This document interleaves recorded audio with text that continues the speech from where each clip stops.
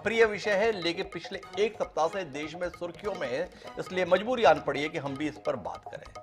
हम बात करेंगे रामचरितमानस के संदर्भ में, उस रामचरितमानस के संदर्भ में जो पिछले 4 शताब्दी से इस देश के अंदर आराध्य के केंद्र के तौर पर स्थापित है। रामचरितमानस को यूं तो साहित्यकार अनुपम साहित्यिक ग्रंथ के तौर पर देखते हैं। गोस्वामी तुलसीदास के द्वारा 16वीं सदी में इसकी रचना की गई थी। अवधी भाषा में लिखा गया यह ग्रंथ साहित्यिक मानकों पर तो अपने आप में अद्भुत है ही, लेकिन जनता के स्तर पर इसे जिस तरीके से सम्मान दिया गया, आत्मसात किया गया, उसके चलते इसने समय के साथ धार्मिक ग्रंथ के तौर पर भी प्रतिष्ठा प्राप्त कर ली।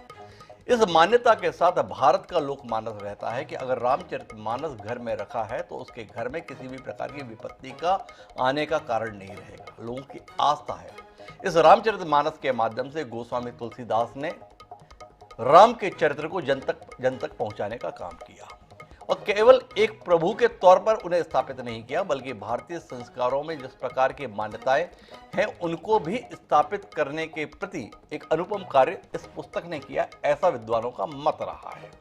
तमाम प्रकार के धर्म के संदर्भ में, आपके दायित्व के संदर्भ में, आपके कर्तव्य बोध के संदर्भ में, नैतिकता के संदर्भ में, सदाचार के संदर्भ में इस ग्रंथ के माध्यम से पीढ़ी दर पीढ़ी हस्तांतरण का सिलसिला रहा है। एक पिता के तौर पर, एक पुत्र के तौर पर, एक माता के तौर पर, एक बहन के तौर पर, एक पत्नी के तौर पर, एक शत्रु के तौर पर, मित्र के तौर पर, सेवक के तौर पर क्या आपका दायित्व है, इसको अगर जानना है तो इस रामचरितमानस के अध्ययन से बखूबी जाना जा सकता है, यह मान्यता रही है। और वह रामचरितमानस ऐसा नहीं है कि विवादों में पहली बार आई है।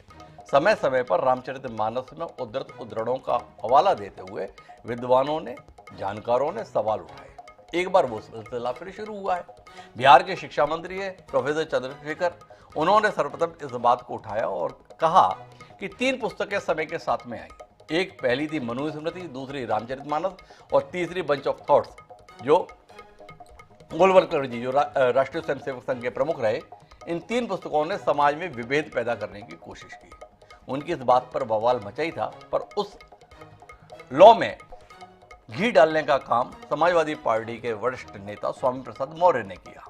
उन्होंने इस पुस्तक को बकवास करार दिया। अब इसी के साथ में बहस खड़ी हो गई। क्या वाकई जो करोड़ों लोगों के लिए आस्था का विषय है उस पर इस तरीके से सवाल उठाए जा सकते हैं? हम उन सवालों पर बात करेंगे। सवाल बिल्कुल उठाए जा सकते हैं।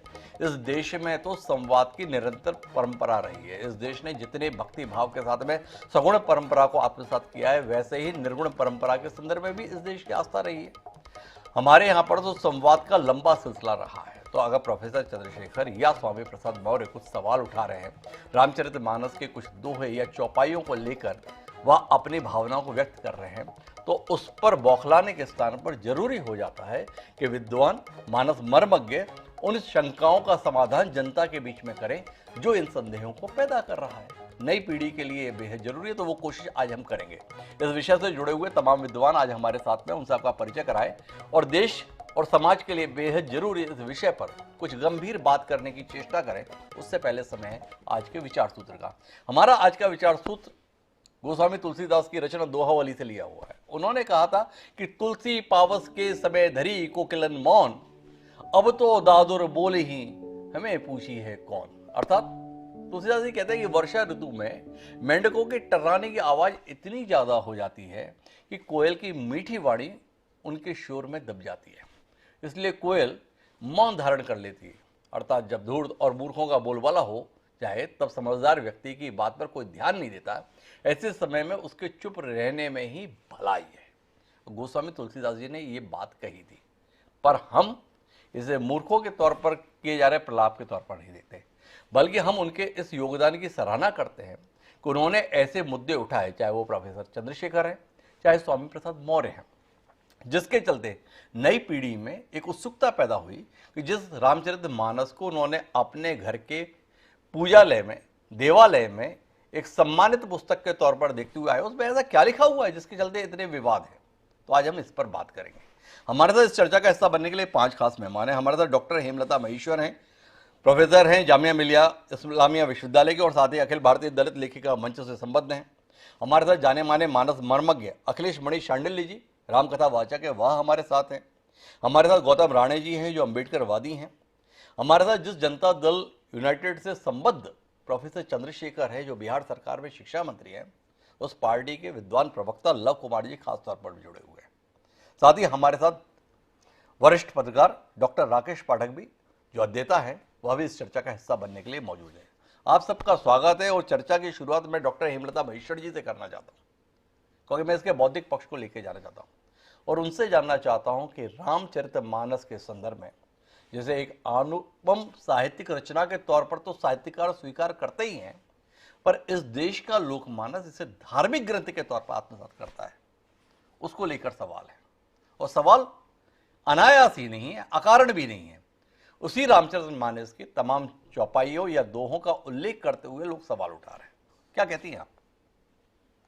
जी, सबसे पहले तो जनता टीवी का बहुत धन्यवाद जी कि आपने इस महत्वपूर्ण चर्चा में मुझे शामिल किया।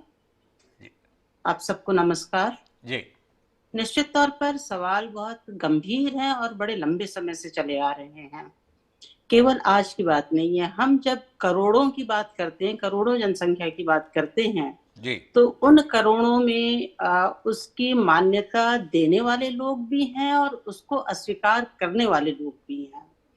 निश्चित तौर पर जो लोग सत्ता में होते हैं, जो लोग एकेडमिया में होते हैं, जिनकी बात सुनी जाती है, वही बातें गूंजती हैं। जी और जो बातें गूंजती हैं केवल वही सत्य है, ऐसा नहीं हो सकता। जी लोकतंत्र में आपको सबकी बात सुननी होगी।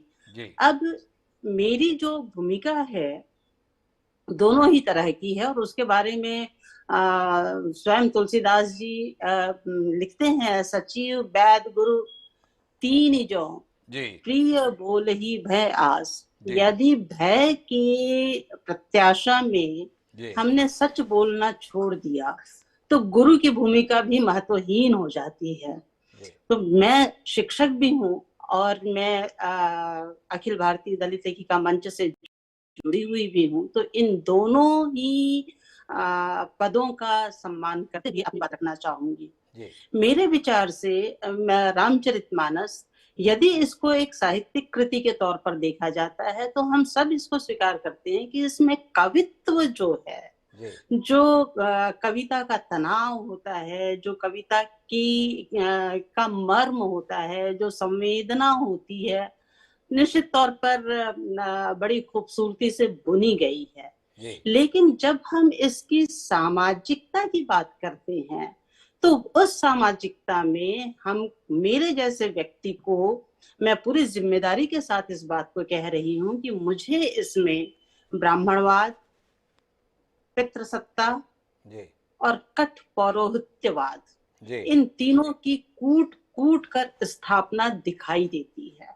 जी जेंडर के लिहाज से विभिन्न भारतीय समाज में जो विभिन्न जातियां हैं, जी उसके लिहाज से ये ग्रंथ हमारे लिए आदर्श नहीं हो सकता, जिसको आदर्श मान करके लोगों के सामने प्रस्तुत किया जाता है। जी जो आवाज अब तक नहीं सुनी जा रही, मनुस्मृति डॉक्टर अंबेडकर के माध्यम से जलवाई ही गई थी। जी कारण यही था कि उसमें भी पितृसत्ता और जातीयता, जी वर्ण व्यवस्था, दोनों ही बहुत जबरदस्त स्थापना है दोनों चीजों की।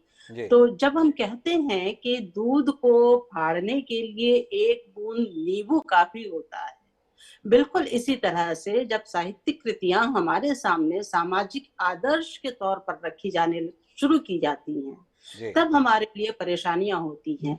हम भारत देश की स्वतंत्रता के 75वीं वर्षगांठ पर बात कर रहे हैं जी और इस समय भी एक इतनी पुरानी रचना को आदर्श समझ करके संविधान के सामने खड़ा कर दिया जाए और हमारी भावनाएं आहत हो, तो कोई देश भावनाओं से संचालित नहीं होता। जी किसी भी देश को संचालित करने के लिए विचारों की आवश्यकता होती है, उसके विकास के अपने सूचकांक होते हैं। जी वो ईश्वर से संचालित नहीं होता, वो धर्म से संचालित नहीं होता, वो जाति से संचालित नहीं होता, वो इन तमाम चीजों से संचालित नहीं होता। इसके विकास किसी भी, जयपाल सार्थ एक बड़े आपने काफी सारी बातें की डॉक्टर हेमलता जी, लेकिन मैं थोड़ा सा मुद्दे पे ले जाना चाहता हूं आपको। क्या आप नहीं मानती हैं कि 16वीं सदी में जब गोस्वामी तुलसीदास जी ने जिस वातावरण के बीच में इस किताब को लिखा था, इस पुस्तक को लिखा था, उसके बाद के 400 साल में इस देश को समृद्ध बनाने में इस पुस्तक का योगदान रहा। क्या आप इस बात से इनकार करेंगे कि इस पुस्तक के माध्यम से गांव देहात में लोग पूरी रात रात एक साथ बैठकर, सभी धर्म, सभी जातियों के लोग, सभी वर्णों के लोग बैठते थे और ऊंचे स्वर में इसका पाठ करते हुए एक दूसरे के साथ समरस होकर रहते थे। ये दृश्य हमने गांव में लगातार देखे हैं। क्या इस योगदान को मानने से आपका इनकार है? एक, आपसे जानना चाहूंगा कि इसके संदर्भ में, आप तो साहित्यकार हैं, लेखिका हैं, हिंदी की प्रकांड विद्वान हैं, जिस पुस्तक के संदर्भ में बात की जा रही है उसमें संवाद है। अगर शबरी राम से संवाद कर रही है और उसमें वो अपनी बात कह रही है तो उसके संदर्भ में क्या अपेक्षा की जाए? एक जो अपने आप को दीन महसूस कर रहा है, एक सेवक के भाव में है, वो स्वामी से किस लहजे में बात करेगा और स्वामी किस लहजे में बात कर रहा है? अगर समुद्र बात कर रहा है राम से तो वो किस भावना में बात करेगा? राम जब उससे संवाद कर रहे हैं तो किस तरीके से संवाद कर रहे हैं? इस सत्य को जाने बगैर केवल हम उस चौपाई को उल्लेख कर दें और कहें कि ये तो बड़ा ही विप्र समाज को आगे बढ़ाने वाली है, उचित है? दोनों सवालों के संदर्भ में आपसे उत्तर की अपेक्षा है। जी, ऐसा है कि किसी एक पक्ष, मैंने पहले ही कहा कि जिसकी सुनवाई पहले ही होती रही है, जो वर्चस्वशाली वर्ग रहा है, वो तो चाहे अपनी दुकान जैसे सजा सकता है। और डॉक्टर अंबेडकर ने इसीलिए कहा था सबसे पहले कि गांवों का उद्ध्वस्त हो जाना बहुत जरूरी है, क्योंकि ये वो जगहें हैं जहां जितनी भी तरह की सामाजिक दुर्व्यवस्थाएं हैं वो यहीं पनपी हुई हैं। तो इसलिए वो मतलब थक हार करके उन्होंने ये वाक्य कहा था कि गांवों को उद्ध्वस्त कर देना चाहिए, समाप्त कर देना चाहिए, शहरीकरण होना चाहिए। तो मेरा ये कहना है कि चूंकि रामचरितमानस, एक कविता मेरी भी है जिसमें मैं तीजन बाई से पूछती हूँ कि आप जिस महाभारत की गाथा गाती हैं उसमें विस्थापित हुए आदिवासी का कोई दर्द है क्या? तो वो जो आदिवासी है, वो जो शूद्र है, वो जो स्त्री है, वो सारी की सारी किस तरह से उपस्थित हैं उस जगह पे। जिस शबरी पात्र की आप बात कर रहे हैं, यदि शबरी राम के प्रति अपनी आस्था के बगैर सवाल उठाती हुई खड़ी हो तो क्या उस शबरी की मान्यता होगी? क्या उसको मान्यता, क्या उसको स्थापना मिलेगी? जिस तरह से रामायण में शंभूक जो है तप कर रहे हैं और मेरे जैसा शिक्षक ये समझता है तप करने से कि वो ज्ञान प्राप्त कर रहा है। तो ज्ञान प्राप्त करने का, फिर हम मनुस्मृति के पास जाएं तो हमें पता है कि ज्ञान प्राप्त करते ही उसके कानों में पिघला शीशा डाला जाएगा। तो ज्ञान प्राप्त करते ही आपकी जितनी भी जड़ताएं होती हैं और जिन आधारों पर सत्ता अपनी शक्तियों का खेल खेलती है वो प्रश्नांकित होना शुरू हो जाती हैं। इसलिए वो मना करता है और बल्कि वो वध करता है। और वध का मतलब भी आप सब जितने दर्शक हैं वो सब जानते हैं कि वध का क्या मतलब है। तो जहां पर ज्ञान के लिए कोई संघर्ष है वहां इन कथाओं में वध है, और जहां पर भक्ति में आस्था का प्रदर्शन है वहां पर उसकी स्वीकारोक्ति है। इस तरह से एक अस्मिता को पूरी तरह से डिलीट कर दिया जाना है। एक अस्मिता को बनाए रखने के लिए, उसकी सत्ता को, उसकी संरचना को, उसकी संपूर्ण व्यवस्था को बनाए रखने के लिए तो सवाल उठाया है डॉक्टर हेमलता महेश्वर ने शबरी से शंभुक तक। अब इसको उत्तर के लिए मैं किसके पास जाऊं? तो मेरे पास मानस मर्मज्ञ अखिलेश मणि शांडिल्य जी हैं। शबरी के प्रसंग आते हैं तो उसके अंतर्गत तो रामचंद्र जी के द्वारा कहा जा रहा है कि जाति पाति कुल धर्म बढ़ाई, धन बल परिजन गनु चरतराई, भगति हीन नर सोई कैसा, बिनु जल बारिद देखिए जैसा। पर हेमलता जी के कह रहे हैं कि शबरी के संदर्भ में तो ठीक है, वह भक्ति का प्रदर्शन कर रही है तो आप उसे मान्यता दे रहे हैं, पर जब ज्ञान प्राप्ति के लिए शंभुक प्रयास कर रहे हैं तो आप उसका वध कर दे रहे हैं। तो कैसे माने कि आप समरसता के लिए हैं, आप समाज के सभी वर्गों को प्रतिनिधित्व देने के लिए हैं, आप समाज के सभी वर्गों के कल्याण के लिए हैं? ये सवाल अगर उठ रहा है तो इसका उत्तर अखिलेश जी आपसे अपेक्षित है।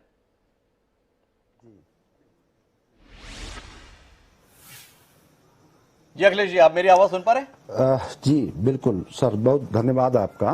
और आपके चैनल का। मैं सुन पा रहा हूँ। जी। हाँ, मेरी आवाज पहुंच रही है? जी बिल्कुल, आपकी आवाज आ रही है।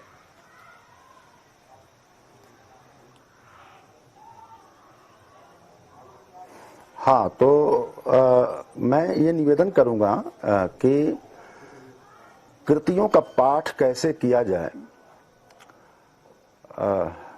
आवाज डबल क्यों आ रही है? आप कहें अखिलेश जी, आपकी आवाज बिल्कुल साफ सुनाई दे रही है वहां हमें। वॉल्यूम कुछ कम करिए, आवाज मुझे डबल आ रही है मेरी।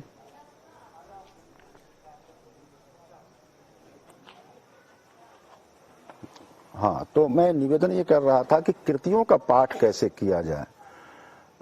जाहिर सी बात यह है कि कुछ बातों को समग्रता में समझना होगा कि तुलसी का अध्ययन करने के लिए दो लोग मोटे तौर पर जाते हैं, अभी तीसरे की बात नहीं करूंगा। एक जो उनसे नफरत करते हैं, तो और एक जो उनसे भक्त, जिसे आप कह लीजिए, या कभी इतना ज्यादा बढ़ जाए कि वो अंध भक्ति में तब्दील हो जाए, तो वो डिफेंड करने पहुंचते हैं। ये दोनों निष्कर्ष पर नहीं पहुंच सकते। कृतियों को पढ़ने का एक तरीका होता है, उनको उस काल में पहुंच करके। देखिए, मैं अक्सर कहा करता हूं कि अगर किसी चीज की हत्या करनी हो तो दो तरीका है। एक तरीका तो सब जानते हैं कि उसको खराब घोषित कर दो और कह दो बेकार है और उसको जला देना चाहिए। और दूसरा तरीका उससे बचने का ये है, या उसकी हत्या करने का, कि उसको लाल कपड़े में बांध दो, मकान के किसी ताख में रख दो, रोज अगरबत्ती दिखाओ, पढ़ो मत। तो इन दोनों तरीकों से दूसरा वाला ज्यादा नफीस तरीका है, आपकी प्रशंसा भी होगी और आप हत्या भी कर देंगे। तो तुलसी के साथ जो इस समय जो तमाम बहसें चल रही हैं, इसमें ये दो तरीके के लोग उभर करके आ रहे हैं। आपको कृतियों के पास जाना होगा, उन कृतियों के व्यापक संदर्भों में। जिस तरीके से सेलेक्टिव मोड में सवाल उठाए जा रहे हैं, तो न कबीर बचेंगे, न सूर बचेंगे, और न कोई मध्यकाल का हो चाहे कभी का हो। आप इस तरीके से चुन चुन के लाएंगे तो बात नहीं बनेगी। इसमें कोई दो राय नहीं है कि कुछ समस्याएं हैं, और मैं खुद आपके चैनल पर जब बैठा हूं तो मैं पहले ही साफ कर दूं कि मैं कोई डिफेंड करने के लिए नहीं बैठा हूं। मेरा मानना यह है इस पूरे मुद्दे पर कि जो तमाम शोध हुए, सबको मालूम है, प्रोफेसर माता प्रसाद गुप्ता ने सबसे बड़ा शोध किया तुलसीदास पर। तो एक तो तुलसी के हाथ की कोई पांडुलिपि नहीं मिली, कोई बांदा की पांडुलिपि है, तो कोई राजापुर की, तो कोई कहीं की, और फिर उसके बाद उसका निकटतम शुद्धतम पाठ इकट्ठा करके फिर वो छापा गया। लेकिन अब कृतियों में प्रवेश करने के बाद उसका जो उस कृति की जो स्पिरिट है, मुख्य जो है, उसको देखना पड़ता है। चौपाइयां ऐसी भी कही जा सकती हैं, बताई जा सकती हैं। आप देखेंगे कि उत्तरकांड में कहा है कि राजघाट तह अति सुंदर वर, मज्जहि तहा वरन चारिउ नर। राजघाट अत्यंत सुंदर जगह है, और राम जी ने कहा था कि यहाँ सारे वर्णों के लोग एक साथ स्नान करेंगे, नहाए धोएंगे, और बहुत सी बातें, कथा जे सकल लोक हितकारी। अब जब देखा जाता है जो मुद्दे बने हैं जिन चौपाइयों पर, मुझसे अगर आप पूछेंगे, मेरा विचार पूछेंगे, तो मेरा मानना है कि कुछ चौपाइयों पर तो मैं भी कहूंगा कि वो तुलसी के मिजाज के नजदीक की चौपाइयां नहीं हैं, और उन पर विमर्श होना चाहिए, बात होनी चाहिए। हेमलता जी की भी चिंताएं वाजिब हैं, हमारे तमाम जो विद्वान बैठे हैं, विमर्श की संस्कृति रही है। हमारे वहां तो राम ने कहा कि जो अनीति कछु भाखों भाई, तो बरजों सब भय बिसराई। बात होनी चाहिए। जॉन एलिया कहता था कि समस्या यह है कि बात नहीं कही गई, बात नहीं सुनी गई। तो मुझे तो आप लोगों के साथ बात करके अच्छा लग रहा है कि जब हल्ला गुल्ला का माहौल है तो ऐसे में आप इतने सम्यक ढंग से सम्यक लोगों को बुला करके एक बहुत ही उम्दा आप विमर्श करा रहे हैं, बहस करा रहे हैं, तो बात उस पर होनी चाहिए। जी, तो अखिलेश जी का कहना है कि कुछ चौपाइयों के संदर्भ में उनकी भी सहमति नहीं है और उस पर विमर्श होना चाहिए, लेकिन बात केवल इतनी सरल नहीं है। आह्वान किया जा रहा है कि जैसे मनुस्मृति को जलाया गया वैसे ही रामचरितमानस को भी जला देना चाहिए। मेरे साथ ऐसा आह्वान करने वाले शख्स के राजनीतिक दल के प्रवक्ता मौजूद हैं, नाम उनका लव कुमार है। तो लव कुमार जी से पूछ लेते हैं, भारतीय जनता पार्टी बहुत ज़्यादा नाराज है और भी बहुत लोग हैं जो नाराज हैं, तो थोड़ा लव कुमार जी आप बताएं, रामचरितमानस के संदर्भ में आप इस विचार से सहमत है? आग लगा देने के लायक किताब है ये, लगा दो आग, देश इसी से बचेगा।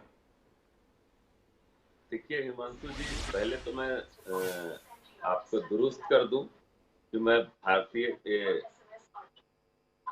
जनता दल यूनाइटेड का कार्यकर्ता हूं जी, और एक कार्यकर्ता के नाते मैं निश्चित तौर पर ये मानता हूं, जो राजनीतिक टिप्पणी है मैं पहले वो बता दूं जी, कि किसी के भी भावनाओं को, किसी भी व्यक्ति को आहत करने का अधिकार नहीं है, जी, चाहे किसी भी धर्म का हो जिससे करोड़ों लोगों की आस्थाएं जुड़ी होती है। और राजनीतिक व्यक्ति को इन सब चीजों से बचना चाहिए। उसके लिए हमारे बहन विद्वान प्रोफेसर हैं, उनकी बात हो या कथावाचक हमारे महादेव बोल रहे थे वो लोग हो, धर्म गुरु हो, इन लोग विमर्श कर सकते हैं। लेकिन राजनीतिक व्यक्ति जब सार्वजनिक मंचों से ऐसी बात बोलता है तो समाज में विभेद पैदा करने जैसा होता है। वो सिर्फ हिंदू धर्म के ही लिए नहीं हो, किसी भी धर्म के धार्मिक ग्रंथ के ऊपर जो लोक आस्था से जुड़ा हो, लोगों के आस्था से जुड़ा हो, किसी भी तरह की ऐसी टिप्पणी नहीं करनी चाहिए जिससे लोगों की भावनाएं आहत हो। जी। अब रही बात रामचरितमानस की, जी, कोई भी ग्रंथ जलाने के लायक नहीं होता। और रामचरितमानस को सबसे पहले भगवान राम के, और मैं तो कहूंगा जैसे अम्बेडकरवादी भी बैठे भी बोलेंगे जी, संविधान के प्रथम पृष्ठ पर राम दरबार का चित्र है। जी, अम्बेडकर जी भी लगता है कि राम जी के से प्रभावित रहे होंगे। जी, गांधी जी के हे राम तो बहुत प्रचलित है, और गांधी जी को तो छोड़ दीजिए, लोहिया जी जो प्रखर समाजवादी थे रामायण मेला लगाते थे। रामायण सिर्फ एक व्यक्ति ने नहीं लिखा, रामायण लिखने वाले, अगर तुलसीदास ने रामायण तो लिखा ही, रामचरितमानस लिखा है। रामायण लिखने वाले वाल्मीकि जी किस धर्म से, किस जाति से आते थे? बात इस चीज की नहीं है। अगर वाल्मीकि ने राम के चरित्र का वर्णन किया है तो निश्चित तौर पे राम चरित्रवान थे। और इस बात से मैं इस शेर को भी कोट करता हूं, भाई जॉन एलिया के शेर कोट कर रहे थे, मैं उलमा इकबाल का एक शेर बताता हूं, है राम के वजूद पे हिंदुस्तान को नाज, अहले नजर समझते हैं उनको इमामे ही।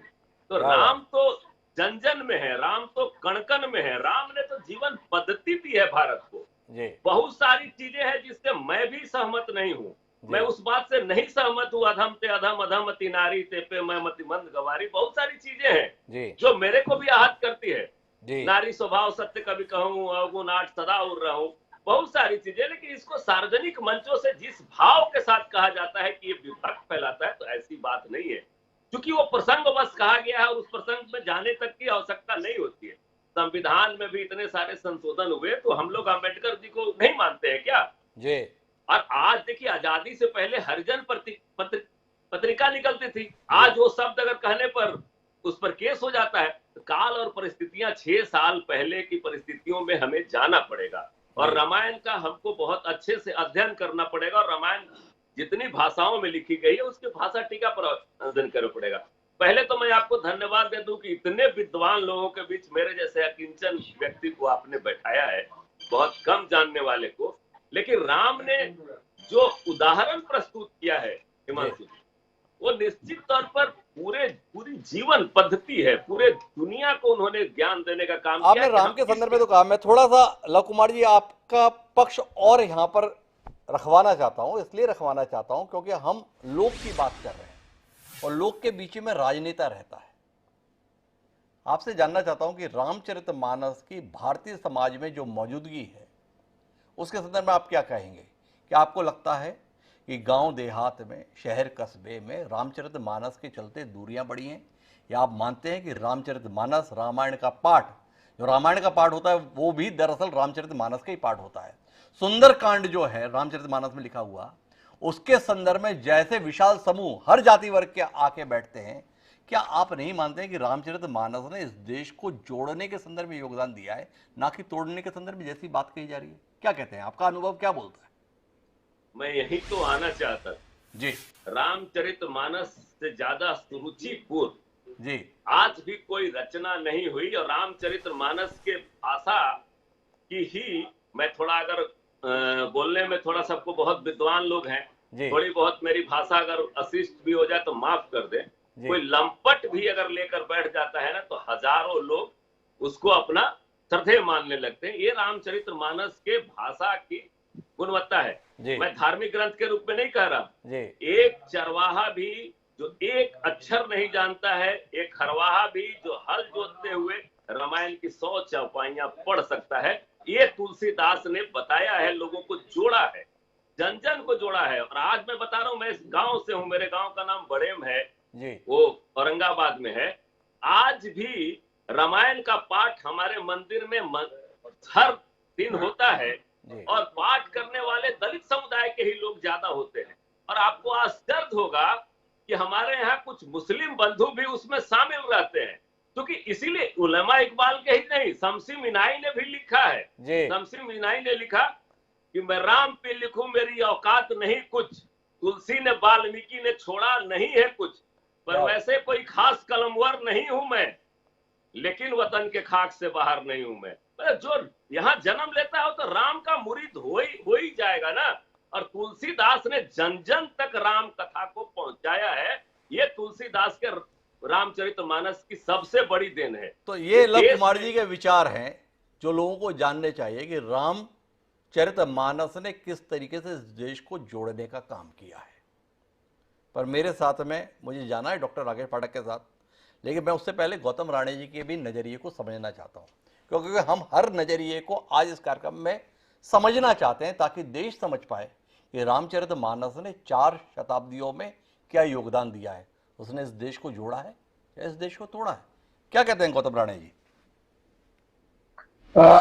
हिमांशु जी, आपका धन्यवाद। और खास तौर से हमारे जो उद्भट आज आपके पास प्रतिभागी बैठे हैं इस बहस मुबाहिसा में, आप सभी का अभिवादन। चूंकि हिमांशु जी जब आपके साथ बैठे हैं तो सूर्य का जहां जिक्र होता है वहां प्रचंडता का जिक्र होता है, लेकिन जहां हिमांशु या चांद का जिक्र हो वहां तो फिर शीतलता का ही जिक्र होता है। और उस शीतलता में बैठ करके हमेशा ज्ञान पे ही चर्चा हो तो बेहतर रहता है। हमारे करीब करीब सभी साथियों ने कहा, 3 शब्द आते हैं, विश्वास, अविश्वास और अंधविश्वास। किसी भी चीज को जैसे आज आप विमर्श में लेकर के आए हैं, तो विमर्श करने के बाद उस पे विश्वास बनता है तो विश्वसनीय, और कई तरह से विश्वास नहीं बनता तो अविश्वसनीय। लेकिन इसके दोनों के बीच की एक धुरी है जहां विमर्श ही नहीं होता, सिर्फ स्वीकार कर लिया जाता है, उसे बोलते हैं अंधविश्वास। जिस दिशा में हम जा रहे हैं, तुलसीदास की जब चर्चा हो रही है और हमारे तमाम, जैसा कि आपने बताया, चंद्रशेखर यादव ने एक बयान दे दिया, स्वामी प्रसाद मौर्य ने बयान दे दिया, सियासी तौर पे हम इसको उचित कदम नहीं मानते, लेकिन अगर उन्हें सामाजिक परिवर्तन ही करना है तो उन्हें बेहतर पता है, क्योंकि हम अम्बेडकरवादी व्यक्ति हैं और संविधान के इर्द गिर्द ही अपनी बात को रखने की कोशिश करते हैं। हम या तो किसी चीज पर विश्वास करते हैं, किसी पे अविश्वास करते हैं। अंधविश्वास हमारे लिए, अम्बेडकरवादी के लिए कोई स्थान नहीं रखता। हमारे साथी लव कुमार जी कह रहे थे, मुझे लगता है उन्हें लव कुश ही कहना ज्यादा बेहतर रहेगा जी। आप बताइए, ये कहा जाता है सापत ताड़त परुष कहंता जी। विप्र पूज्य असगावहि संता पूजे विप्रशील गुणहीना शूद्र न गुणगर गान प्रवीणा। रामचरितमानस का 638 पृष्ठ जी। गोरख गीता प्रेस गोरखपुर से जो प्रकाशित है जी। अब इसे क्या कहेंगे जी। अब इस पर भी हम अपनी आस्था प्रकट करें, अपने लिए गाली दिए गए शब्दों पर आस्था प्रकट कर लें जी। तो कहां तक उचित होगा। जी। जैसा कि माहेश्वरी जी कह रही थी, जी। हेमलता जी कह रही थी, जी। उन्होंने भी अपनी बात अपनी बड़ी मजबूती से रखी है। जी। और खासतौर से आपने जो चर्चा का बिंदु जिस दिशा में आपने बढ़ाया जी। तो आपके साहस को मैं प्रणाम करता हूं। धन्यवाद। कि आज इस युग में भी अगर चर्चा को इतने निष्पक्षता से रखने की कोशिश होगी तो निश्चित तौर पे भारत का परिवेश आगे बढ़ेगा, जो आगे बढ़ने की कोशिश की जा रही है।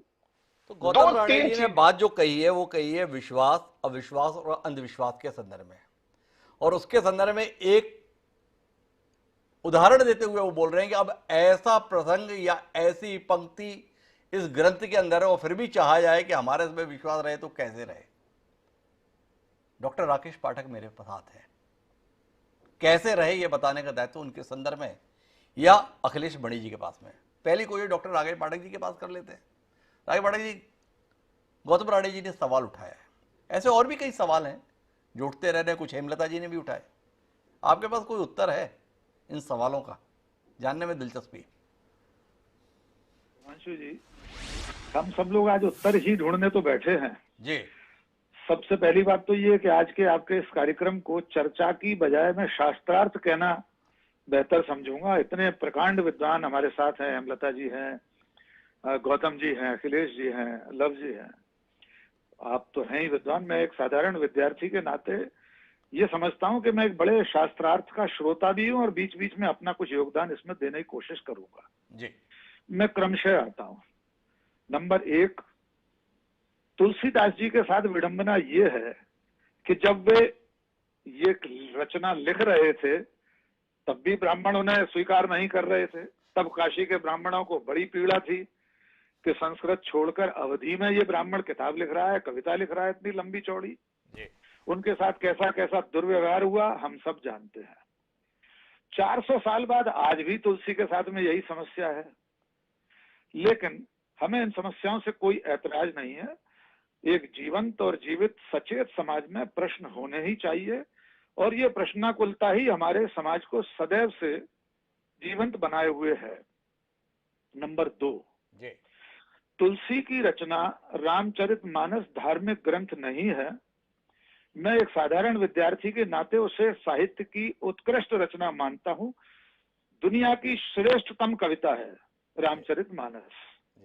नंबर 3, रामचरितमानस और उस महाकाव्य में आए हुए किसी भी विषय पर चर्चा करना, उस पर आपत्ति करना, उसकी आलोचना करना, उसकी निंदा करना, कहीं से भी हिंदू धर्म, श्री सत्य सनातन धर्म और मर्यादा पुरुषोत्तम श्री राम पर आक्षेप लगाना नहीं है।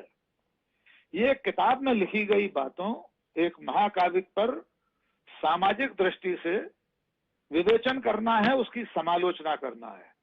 इसलिए मैं न तो इसे भावना आहत होने का प्रश्न मानता हूं और न मैं ये मानता हूं कि जिन लोगों ने भी इस पर सवाल उठाए हैं वे श्री सत्य सनातन धर्म या भगवान श्री राम या हिंदुत्व पर कोई सवाल उठा। डॉक्टर राकेश पाठक जी, मैं बीच में आपसे हस्तक्षेप के लिए माफी चाहूंगा। विमर्श करना अलग बात, सवाल उठाना अलग बात, पर अगर मंत्री रहा हुआ शख्स, आज भी विधानसभा का हिस्सा रह रहा शख्स अगर ये कहे कि इसे मनुस्मृति की तरह जलाया जाना चाहिए क्योंकि यह समाज में जाति विभाजन को बढ़ावा देता है, तो क्या इस पर भी डॉक्टर राकेश पाठक सहमति देंगे या आपत्ति करेंगे? क्योंकि बात पूरे खुल के आनी चाहिए, सवाल पर ऐतराज नहीं। उसके साथ जो ये आह्वान जोड़ दिया जाता है, आग लगाने की बात कही जाती है, तो फिर तो उस पर बात की जाएगी ना डॉक्टर राकेश पाठक। हिमांशु जी, आपने मुझे बीच में रोक दिया। मैं प्रश्न क्रमांक 4 पर यही कहने जा रहा था जी कि मैं दुनिया की किसी भी किताब, किसी भी फिल्म, किसी भी चित्र, किसी भी रचना, किसी भी शिल्प को नष्ट करने के पक्ष में, उसे जलाने के पक्ष में नहीं हूँ। मैं गांधी मार्ग का एक साधारण पथिक हूँ, इसलिए मैं गांधी पर जाता हूँ। जी उनके समय कैथरीन मेयो एक ब्रिटिश लेखिका थी, उन्होंने किताब लिखी थी मदर इंडिया। मदर इंडिया में भारत में जो स्त्रियों की दशा थी और दलितों की, तमाम हमारी उस वक्त की 1930 के आसपास वो किताब आई थी, उसका बहुत ही विद्रूप वर्णन था। और विद्रूप इसलिए कह रहा हूं कि वास्तव में उस समय समाज की जो दशा थी, स्त्रियों की जो दशा थी, हमारा भारतीय समाज जैसा था, उसका चित्रण लेखिका ने किया था। हमारे गांधी जी से कहा गया कि साहब इस किताब पर प्रतिबंध की मांग करिए, अंग्रेज सरकार से आप इसको भारत में आने से रोकिए। गांधी जी ने कहा कि मैं किसी भी किताब पर प्रतिबंध का पक्षधर नहीं हूं, मैं इस किताब को पढ़ूंगा, जो इसमें अनुचित लगेगा उसकी मीमांसा करूंगा, समीक्षा करूंगा। और गांधी ने यही किया। अटल बिहारी वाजपेयी से भी ऐसा ही एक बार एक सवाल पूछा गया था कि फला किताब अनुचित है, उन्होंने कहा आप दूसरी किताब लिख दीजिए उसके जवाब में।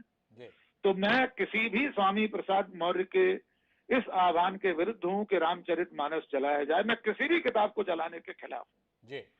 रामचरितमानस में जो कुछ लिखा गया है उसके खिलाफ आप उससे बड़ा ग्रंथ लिख दीजिए, समाज में घर घर तक पहुंचा दीजिए, किसी ने मना नहीं किया है। मैं गौतम जी के उस उदाहरण के साथ जाना चाहता हूं, उससे मैं सहमत हूं कि रामचरितमानस में अनेक ऐसे प्रसंग हैं जो वर्तमान समय में एक वैज्ञानिक और सामाजिक चेतना के, समाज के उत्थान के इस बिंदु पर आकर स्वीकार नहीं किए जा सकते। उन्होंने अरण्य कांड का एक उल्लेख किया, ऐसा ही दूसरा एक और है, पूजहि विप्र सकल गुणहीना, शूद्र न पूजहि वेद प्रवीणा। अब आज उसको बहुत सारे लोग, डिफेंड करने वाले लोग अलग अलग तरीके से उसकी मीमांसा और समीक्षा कर रहे हैं, और ढोल गंवार शूद्र पशु नारी उसकी भी मीमांसा इस तरह की जाती है कि उसका आशय ये नहीं है, वो है।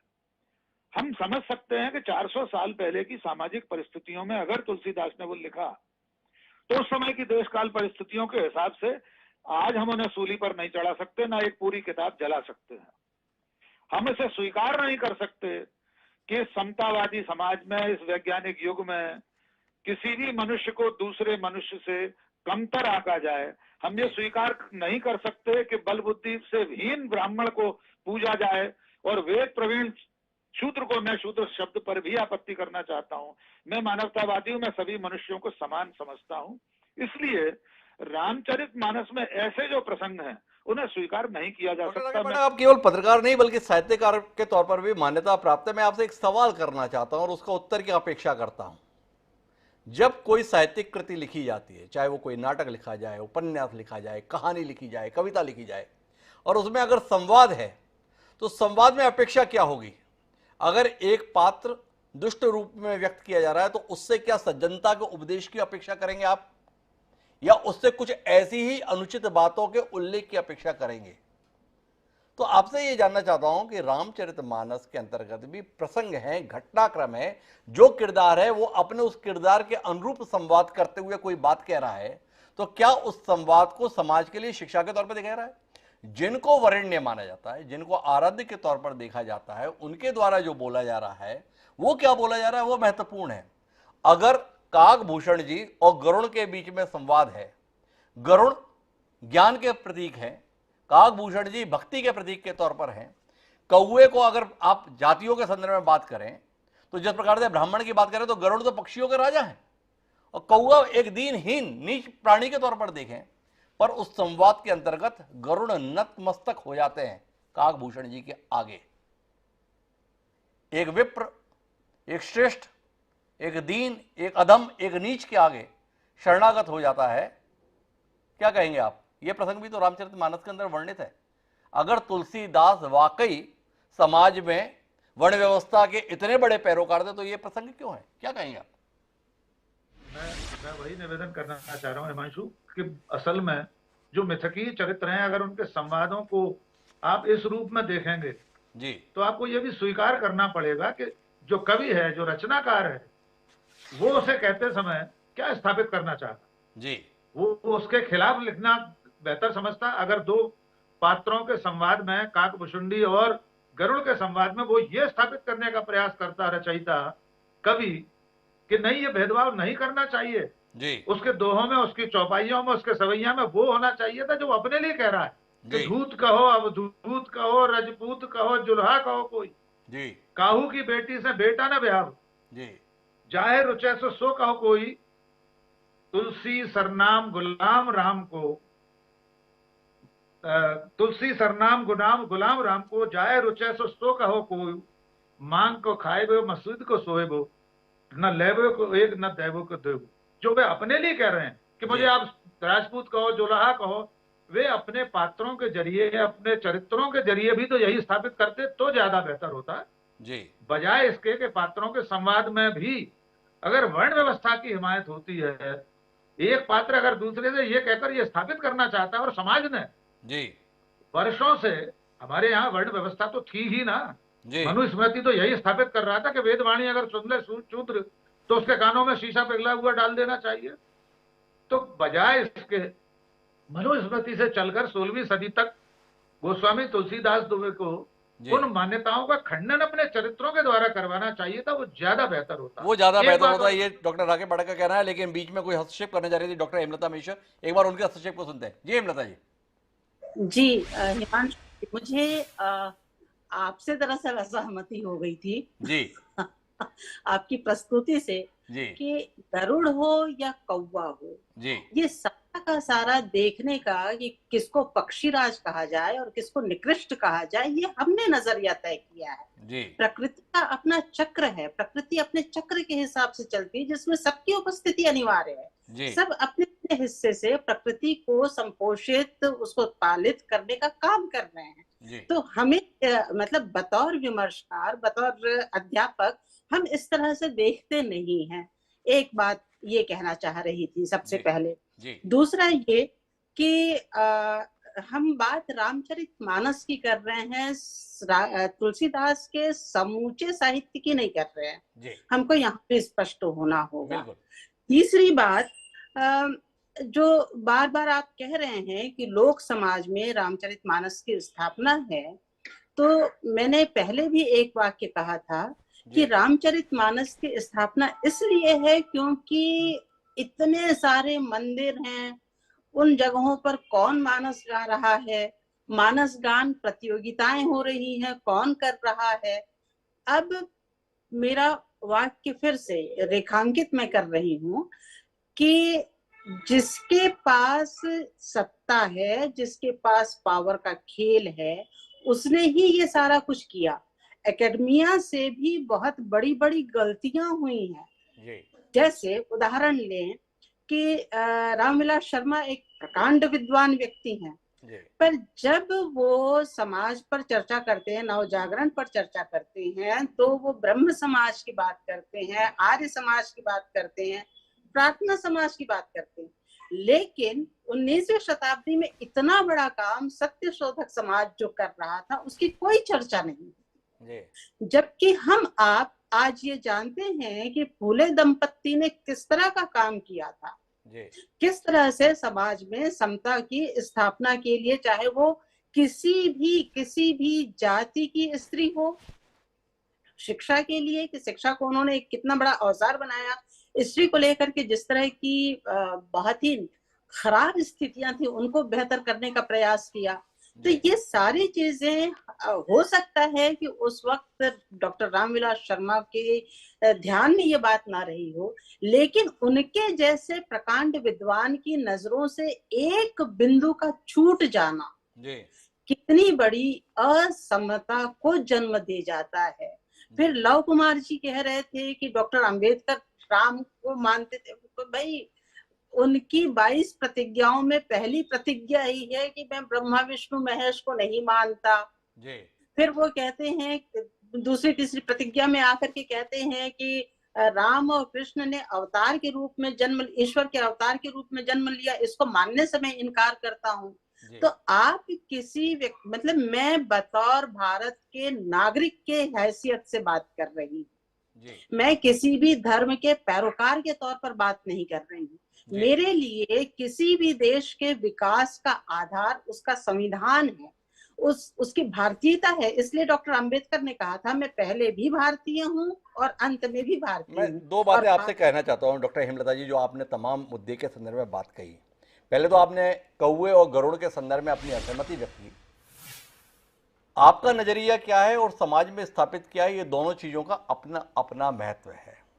अब भारत के जन साधारण के अंतर्गत जो सनातन संस्कृति में आस्था रखते हैं, गरुड़ पक्षी को किसी ने देखा नहीं है, लेकिन ग्रंथों में वर्णित होने के आधार पर यह आस्था या विश्वास बना हुआ है कि गरुड़ पक्षी राज हैं, भगवान विष्णु के वाहन के तौर पर उन्हें मान्यता प्राप्त है।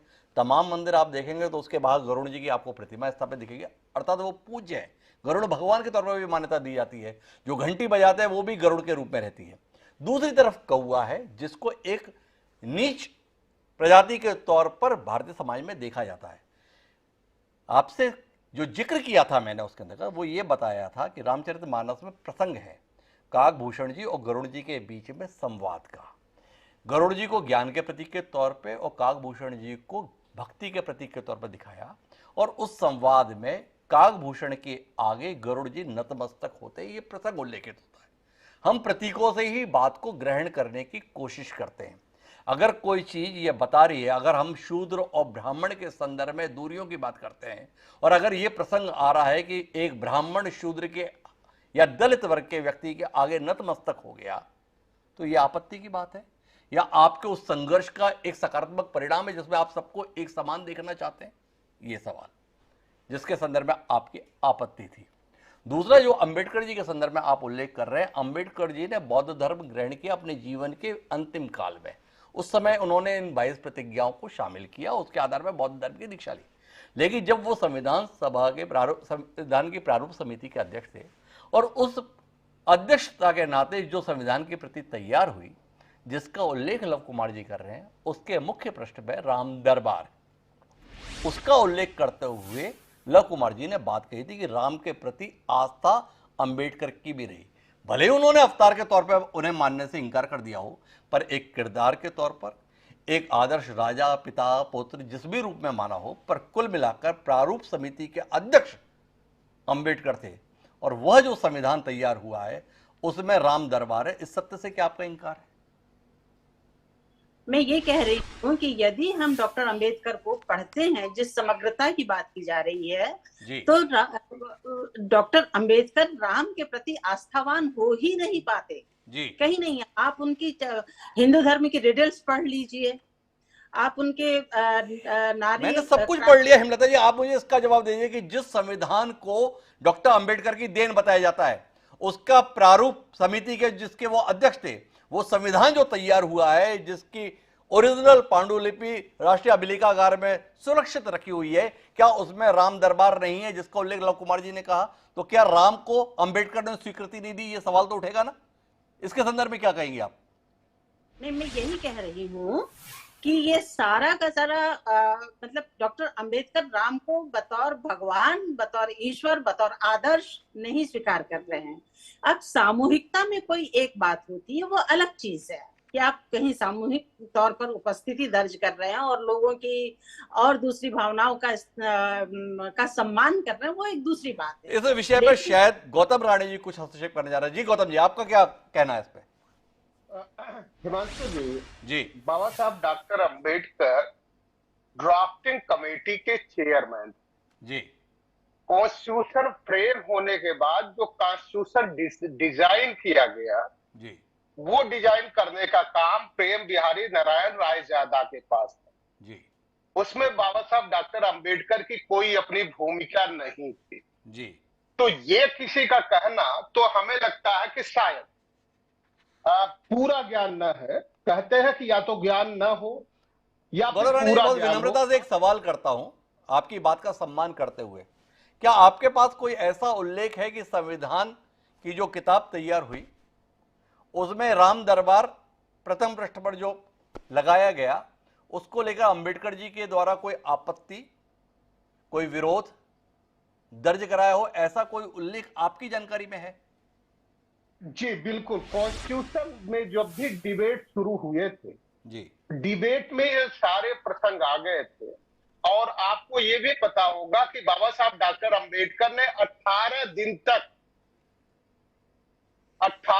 तक कॉन्स्टिट्यूएंट असेंबली की मीटिंग को उन्होंने बायकॉट किया था जी।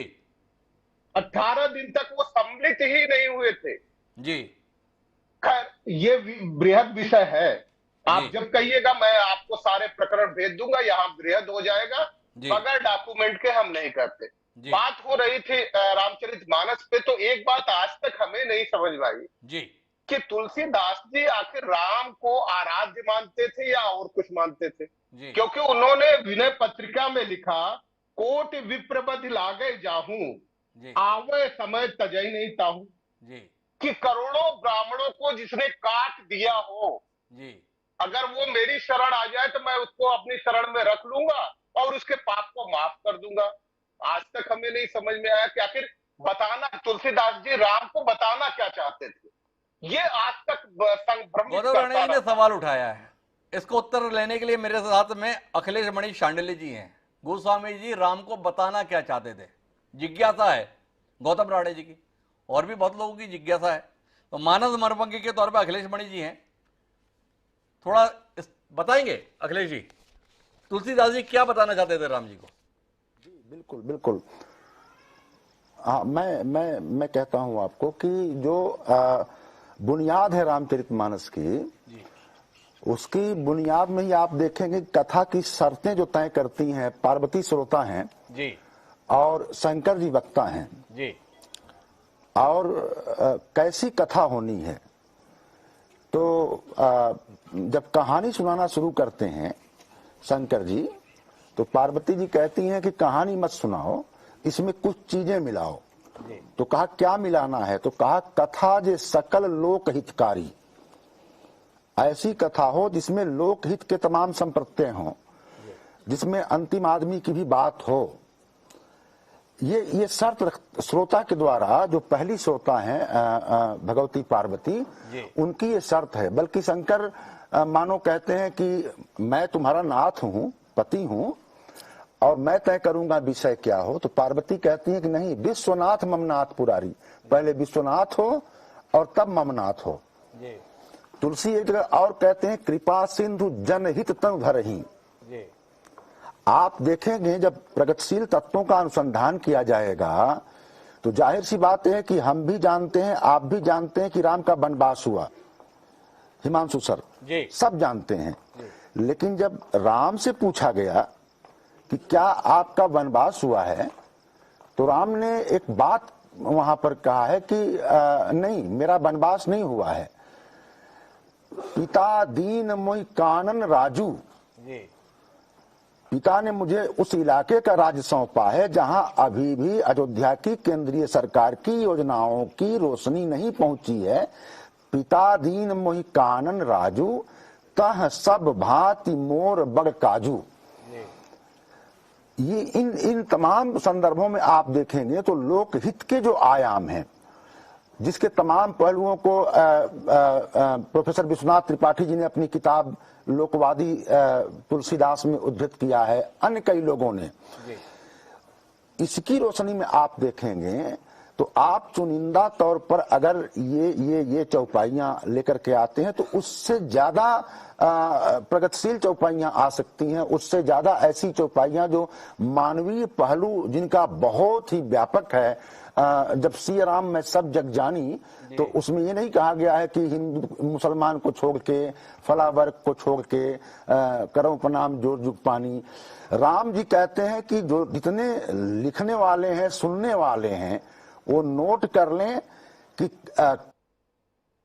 भगत कर नाता है ना, इसमें कहा जाती है राम ही केवल प्रेम किया, केवल लगा करके बोला है। तो देखना पड़ेगा, जैसे तुलसी एक बात कहते हैं, सब थोड़ा सुनिएगा। तुलसी कहते हैं कि अनुचित उचित विचार तज ये पाले चित बैं। तो इसका सीधा अर्थ ये हुआ कि पिता की बात को बिना उचित अनुचित समझे हुए सोचे हुए मान लो ज्यों का त्यों। जाके प्रियन राम बैदेही तजिए ताहि कोटि बैरी सम, जब जब परम सनेही। अगर मान लिया आपके पिता गड़बड़ हो, पिता हिरण्यकश्यप हो, है ना, तो फिर तो मतलब मीरा ने पति छोड़ा, वो प्रहलाद ने पिता छोड़ा, भरत ने महतारी छोड़ा। तो किसी भी बात को उसके संदर्भों में देखना होता है। दूसरी बात मैं आपसे निवेदन करूंगा कि सबसे बड़ा अन्याय वहीं से शुरू हो जाता है कि जब हम आज से 300-400 साल पहले के एक कवि से, लेखक से, संत से वर्तमान दौर का इतना बड़ा विमर्श मानते हैं कि जिन विमर्शों की मतलब उस समय सोच तक नहीं थी, है ना। तो हम क्या कर रहे हैं, इस कसौटी पर हम जब ले आएंगे चीजों को, तो जैसा मैंने शुरू में कहा, फिर तो कबीरदास का फिर स्त्री विमर्श में ले जाइए, नारी की झाई पड़त अंधो होए भुजंग, फिर आप बड़ी महत्वपूर्ण बात अखिलेश मणि शांडिल जी कह रहे हैं। 400 साल पहले जो सामाजिक परिस्थितियां थी, उन परिस्थितियों को समझे बगैर आज उन पंक्तियों को लेकर सवाल उठ रहे हैं, तो फिर जाके कोई कभी बचेगा ही नहीं। पहले भी अखिलेश जी ये बात कहे थे। महत्वपूर्ण बात है, समझने योग्य बात है, पर इससे भी ज्यादा समझने की बात क्या है, एक ग्रंथ जिसके संदर्भ में मान्यता है कि वो 2 वर्ष 7 माह और 26 दिन में लिखा गया, वो ग्रंथ जिसमें 9388 चौपाई हैं, वो ग्रंथ जिसमें 1172 दोहे हैं, वो ग्रंथ जिसमें 87 सोरठे हैं, वो ग्रंथ जिसमें 47 श्लोक हैं, इतने बड़े ग्रंथ से 5, 8, 10 चौपाइयां या दोहे निकालकर ये सवाल खड़ा किया जा रहा है कि अरे देखो देखो क्या किया इस व्यक्ति ने, कैसा ग्रंथ लिख दिया, समाज में कितना बड़ा विभेद पैदा कर दिया। सवाल इस बात को लेकर है कि इस देश में न जाने कितनी कहानियां, कितनी कविताएं, कितने उपन्यास रोज लिखे जा रहे हैं, और सोशल मीडिया के इस दौर में तो भी वो लोगों पर असर नहीं कर रहे। और गोस्वामी तुलसीदास ने ऐसे मीडिया के गैर मौजूदगी के बीच में 400 साल पहले एक ग्रंथ लिखा, और लोगों के मन को वो इतना भा गया कि उसके लिखने की जरूरत महसूस नहीं की, लोगों ने उसे कंठस्थ करके अगली पीढ़ी तक हस्तांतरित करने का काम कर दिया। हमारे देश में आज भी हजारों लोग ऐसे हैं जिन्हें पूरी की पूरी रामचरितमानस कंठस्थ है या इस ग्रंथ के संदर्भ में इसकी श्रेष्ठता को बताने वाली है। पर फिर भी मेरे पास आखिरी में 2 वक्ताओं की संक्षिप्त टिप्पणी के लिए जाने की जरूरत है। लव कुमार जी काफी देर से कुछ कहना चाह रहे हैं, उनकी बात को सुनते हैं। जी लव कुमार जी, आपका हस्तक्षेप। नहीं हिमांशु जी, मैं तो आज बहुत प्रसन्न हूँ कि मुझे इतने विद्वान लोगों के साथ बैठाया गया, और मैंने पहले ही कहा था गौतम जी, मैं बड़ा अकिंचन व्यक्ति हूँ, मैं तो एक छोटे से पार्टी का कार्यकर्ता हूँ जी, लेकिन मैंने कभी अम्बेडकर जी के विराटता पे सवाल नहीं उठाया। मैंने कहा राम दरबार का चित्र, वो भी अगर उस कमेटी के अध्यक्ष हो तो मेरे जैसे विद्यार्थी के मन में सवाल उठता है। और रही बात अभी के सोच में, जैसे 600 साल पहले जो रामचरितमानस लिखी गई और आज के सोच पे बहुत अंतर है। मैंने कहा हरिजन शब्द आजादी के पहले एक पत्रिका के रूप में निकलती थी, आजादी के बाद एक कानून बनता है जिसको बोलने में लोगों को जेल हो जाती है। तो ये इस संदर्भ को समझना होगा। अंबेडकर जी के संविधान में भी जरूरत के अनुसार से बहुत सारा संशोधन हुआ, कितना संशोधन हुआ शायद आपको ज्यादा अच्छे से मालूम होगा। मैं अपने पूरे अधूरे ज्ञान को आपके पास रख के मैं पूरा करना चाहता हूँ गौतम जी। मैं क्षमा चाहूंगा अगर मेरे से कुछ धृष्टता हुई होगी। नहीं लोकमान्य, आपने एक लोक मानस की बात को यहाँ पर रखा और आपने बहुत तर्कसंगत तरीके से इस बात को रखा। पर मैं आखिरी टिप्पणी के लिए डॉक्टर राकेश पाठक आपके पास आना चाहता हूँ। कई लोगों की छाती फट गई इस बात को लेकर रामचरितमानस पर टिप्पणी कैसे कर दी, इसके संदर्भ में आपकी टिप्पणी चाहिए मुझे डॉक्टर राकेश पाठक। क्या नई पीढ़ी के लिए एक अवसर उपलब्ध नहीं कराया प्रोफेसर चंद्रशेखर ने या स्वामी प्रसाद मौर्य ने? जो बात कही गई थी कि एक आले में रख दो और केवल अगरबत्ती दिखाते रहो, नई पीढ़ी के साथ रामचरितमानस कमोबेश वैसी ही होती जा रही थी। क्या आपको नहीं लगता है कि हमें आभारी होना चाहिए प्रोफेसर चंद्रशेखर शिक्षा मंत्री जी का, स्वामी प्रसाद मौर्य का, कि उनके बयानों ने नई पीढ़ी में एक उत्सुकता पैदा की है कि आखिर ऐसा इस ग्रंथ में है क्या जो 400-500 साल बाद भी इस कदर सुर्खियों में, इस कदर विमर्श का हिस्सा है, और इतने मनीषी जो है इसके संदर्भ में आज भी मीमांसा करने का प्रयत्न कर रहे हैं। क्या कहते हैं डॉक्टर राकेश पाठक? धन्यवाद ज्ञापित करें हम। बिल्कुल हिमांशु जी, इसके 2 पक्ष हैं जी। पहला पक्ष है राजनीतिक जी। कुछ सालों से हमारे देश की जो राजनीति है, खास तौर से सत्ता में बैठे लोग, एक खास विचारधारा का समूह हर मुद्दे को आहत भावना की ओर ले जाता है जी। मैं उन्हें ये याद दिलाना चाहता हूँ, आपका सीधा उत्तर आपको मिल जाएगा जी। आज से 30 साल पहले हिंदू समाज के पथ भ्रष्टक तुलसीदास, ये किताब अनेक विद्वानों के आलेख के साथ प्रकाशित हुई थी और इसका प्रकाशक था सरिता मुक्ता को छापने वाला दिल्ली प्रेस जी। सरिता मुक्ता उस वक्त हिंदू समाज और भारत के घर घर में आने वाली पत्रिकाएं थी जी। वो प्रकाशन समूह 30-40 साल पहले हिंदू समाज के पथ भ्रष्टक तुलसीदास शीर्षक से किताब छापता है। किसी की भावनाएं आहत नहीं होती। और मैं ये जोड़ दूं कि उस किताब में जितने आलेख थे, ज्यादातर आलेख ब्राह्मणों के थे, ज्यादातर आलेखों के जो लेखक थे उच्च वर्ण के, किसी वर्ण व्यवस्था में विश्वास नहीं करता, उनके थे। लेकिन कुछ सालों से हमारी जो भावनाएं हैं वो इतनी नाजुक हो गई हैं कि चिंदी चिंदी पर आहत हो जाती हैं। मैं ये कहना चाहता हूं कि किसी भी रचना की मीमांसा, और खासतौर से रामचरितमानस जैसे कालजयी ग्रंथ की मीमांसा, समालोचना, समीक्षा, आलोचना सदियों तक भी होती रहे तो कोई फर्क नहीं पड़ेगा। कोई फर्क नहीं पड़ता। मैं बात को यहीं पे विराम देता हूं क्योंकि मेरा समय समाप्त हो रहा है। लव कुमार जी कुछ और कहना चाहते हैं, पर लव कुमार जी माफी चाहूंगा, मेरे पास समय की सीमा है। लेकिन महत्वपूर्ण बात यह है कि रामचरितमानस के संदर्भ में अगर समीक्षा की जा रही है, मीमांसा की जा रही है, विमर्श की जा रही है, तो इसका खुले दिल से स्वागत होना चाहिए।